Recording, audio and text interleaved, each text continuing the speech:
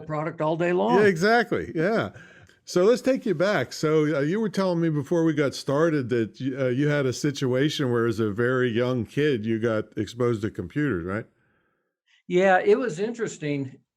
I grew up in the mid 70s, and my father worked for Colorado State University, and he had a research project that allowed him to bring home a portable teletype machine. Wow.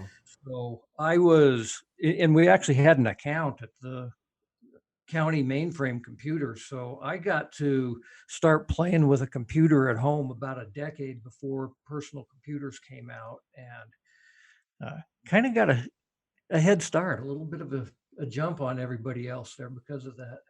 Well, I remember in college doing something with these punch cards, but I have no idea what the heck I was doing. But you had to go and you stick them in this enormous, you go in this enormous room with these enormous machines and stick these cards in. And I don't know.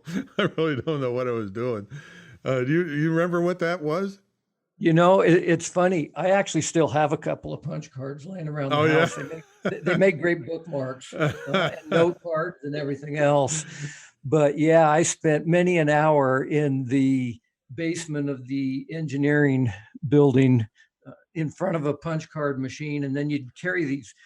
At the time, some of the programs I was working on were fairly complex, and we actually had like 2 boxes of punch Yeah, there cards. was stacks of them I would have to take in there. Yeah. Yeah, and then they would feed them all through the punch card reader, and if any one of them, of course, was out of order, it's just like, I mean, it was a computer program, right? And Right. so each card was the next line in the computer program. So if you dropped the cards or got them out of order at all, I mean, talk about being screwed. Yeah.